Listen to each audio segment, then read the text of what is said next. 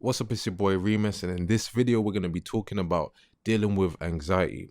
Someone asked me a question, or just on Instagram DM, and I thought it would be good to actually go over it for more people to kind of learn from.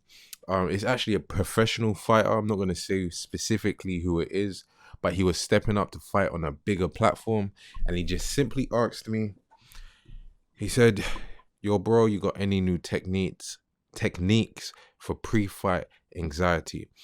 And I just asked him, what does he mean exactly? Does he mean like leading up to the bout, in the during the week, or does he mean dealing with anxiety right before he walks out? Because those are two different things. Like the feeling you have, um, or what influences your mind to have you have anxiety, um, like right before you walk out is a little bit different to way before, during the week leading up to the fight. But it's both important, because what your mindset is before the week leading up to the bout will influence how you're feeling on the night of the fight. It's like every day you have to have that momentum in check. So that's one thing to think about. But he basically said, that includes both, all of the above, he said. And then I said, I'd say it's important to understand that much like fear, every emotion in our body has value, meaning every emotional state is there to help you. Every emotion that we have, we're blessed with by nature in order to help us survive and thrive. So there literally is no negative emotion. There's emotions that give you a feeling of negativity or experience that is a bit uncomfortable, or what you perceive to be something or a state that you don't like. But in actual reality, the reason it's there is to help you. So the better you can understand why it's there, the better you can manipulate it for your benefit. And then I went on to say, the body is a machine simply programmed to survive, but it's your perception, i.e., your thoughts, which activate a particular feeling.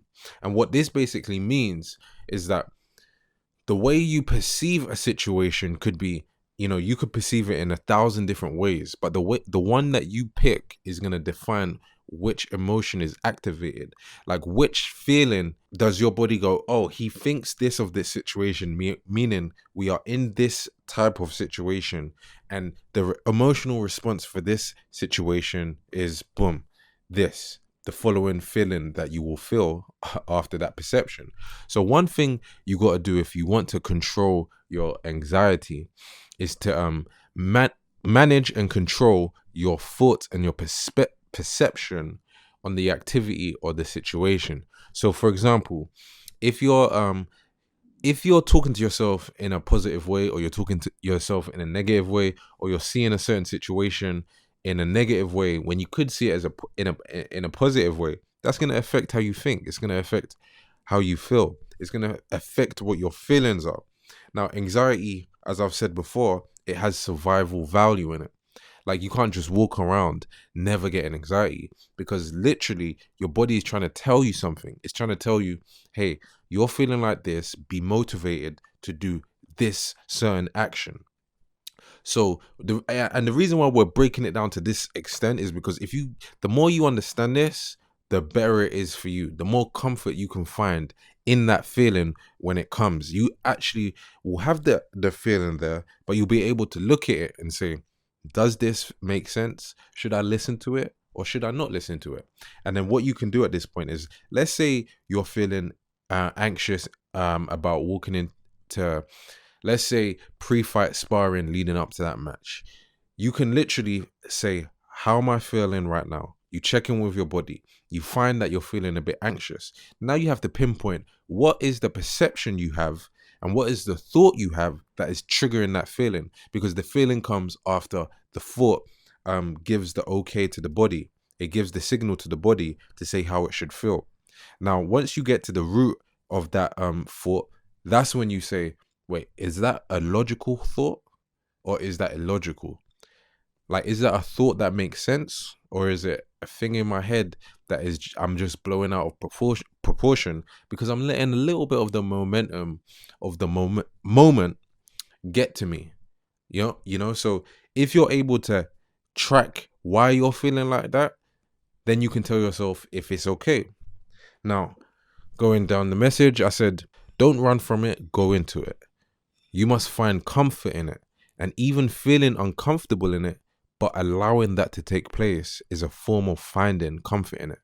And what that basically means is that even though your body's going to have a certain reaction or a certain response, you have to have control and you have to have awareness enough to go, well, that's just a feeling in the body. That doesn't have to be something I allow to just take me over. That's a feeling I'm gonna allow to pass through, have its own little time there. But because I'm calm, it will go away. And what you'll notice a lot of the times is when you are calm, it actually stops. It doesn't stop actually. It basically diminishes the time that feeling will be there. If you stay calm up here in your mind, it will eventually send a signal down to the body to say, don't worry, everything's okay. We don't have to panic too much.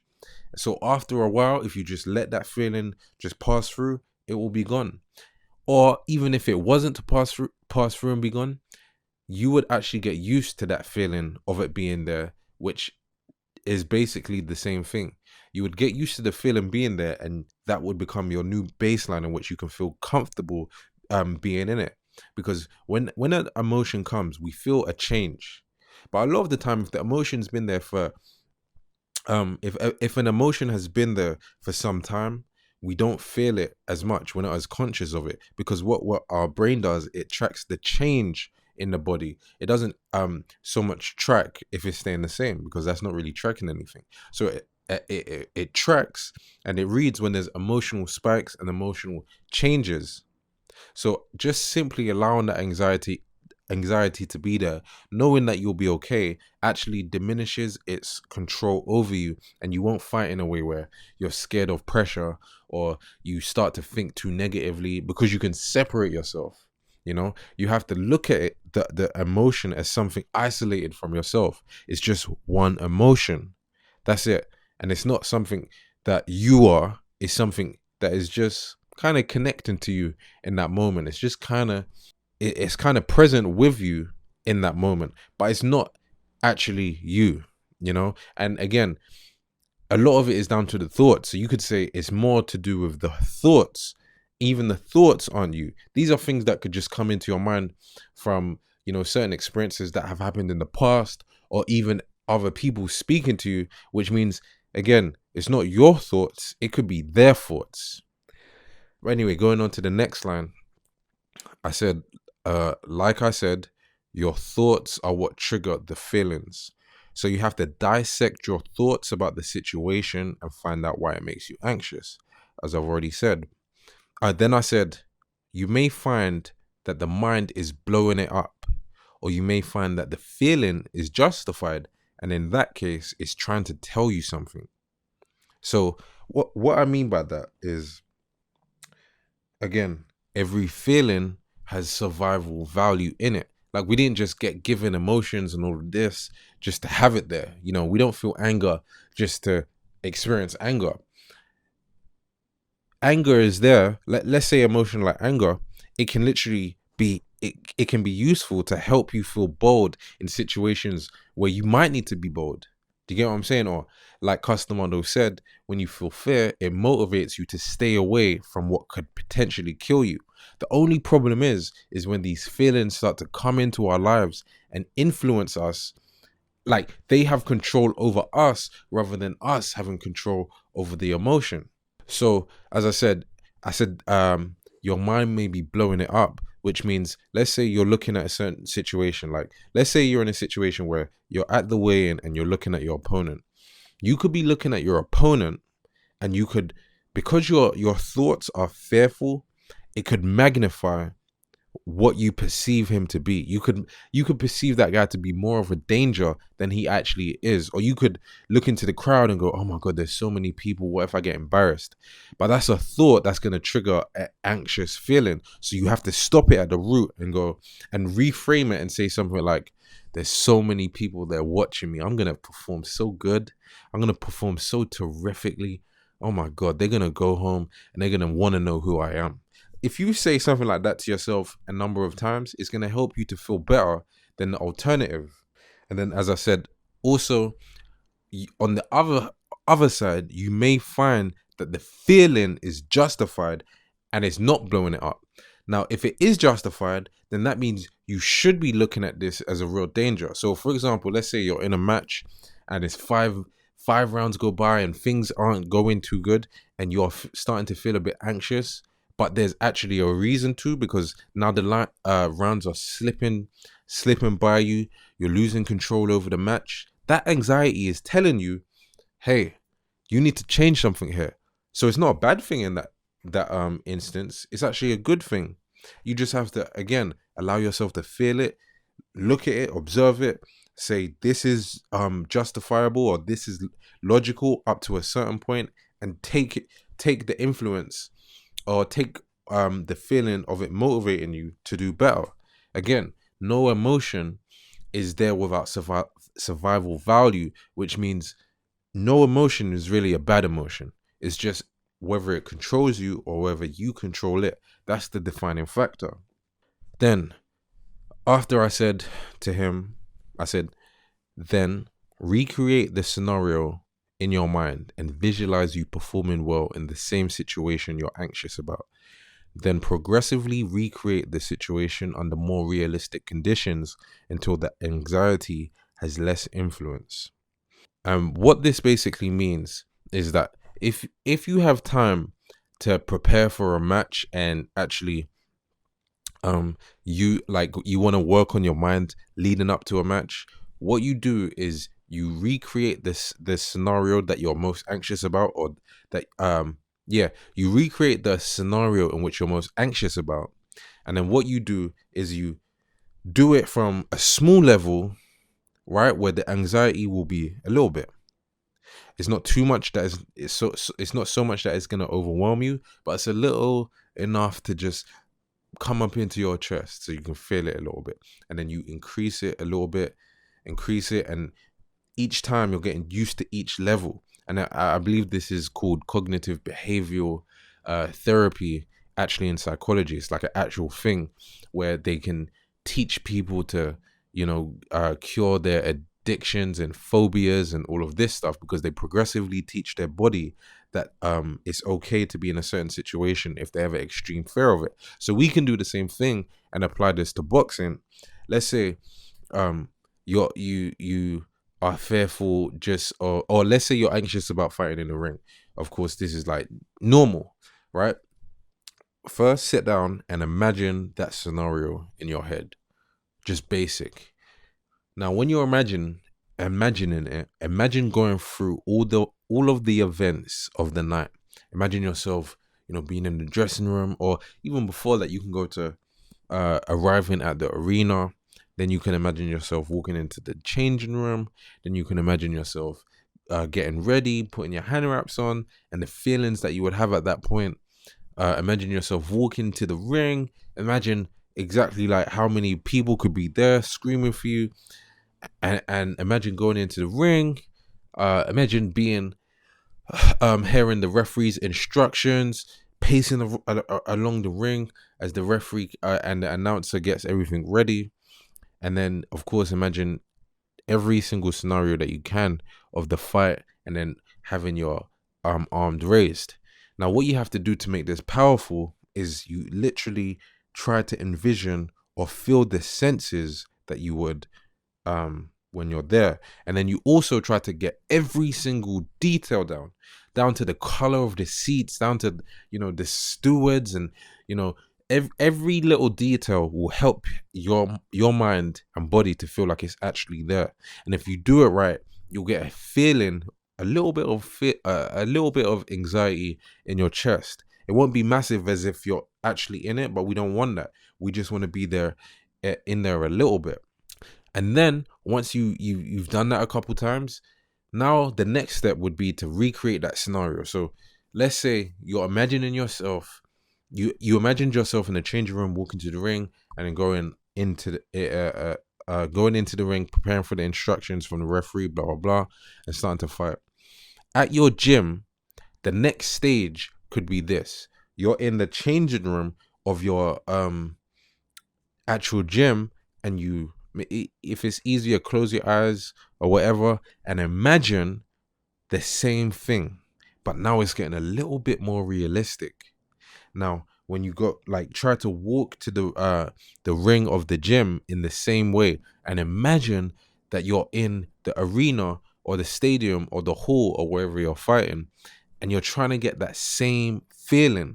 Now, if you've done it right, if you concentrate hard enough, you focus hard enough, and you're using the power of your imagination, what you can now do is you use it um to to muster up that feeling of anxiety again.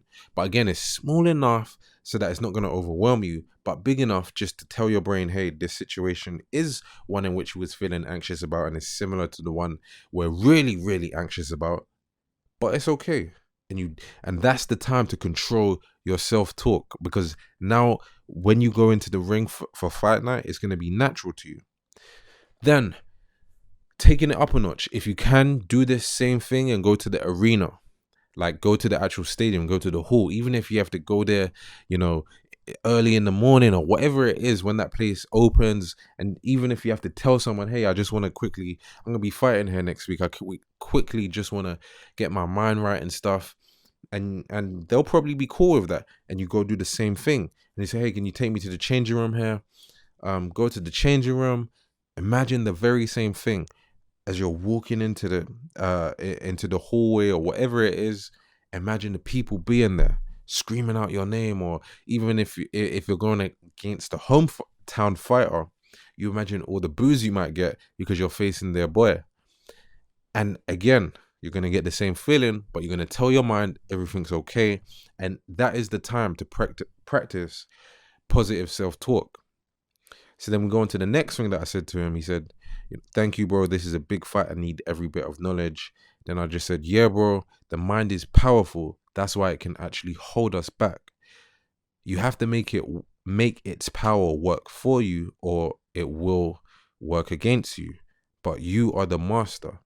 If you get anxious on the ring walk, then sit down and imagine being confident and feeling good beforehand. Imagine it so hard that you actually conjure up that anxiety, because that the mind will think that it's actually in the situation.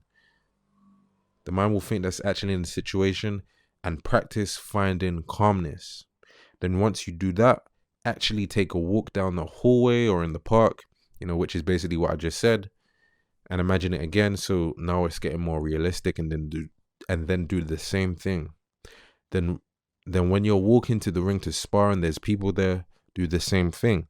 It's progressively breaking down the situation to train the mind that it's okay. And then after that, he just said, I'm ready to win, blah, blah, blah. And the week after, he actually won that fight, knocked the guy out.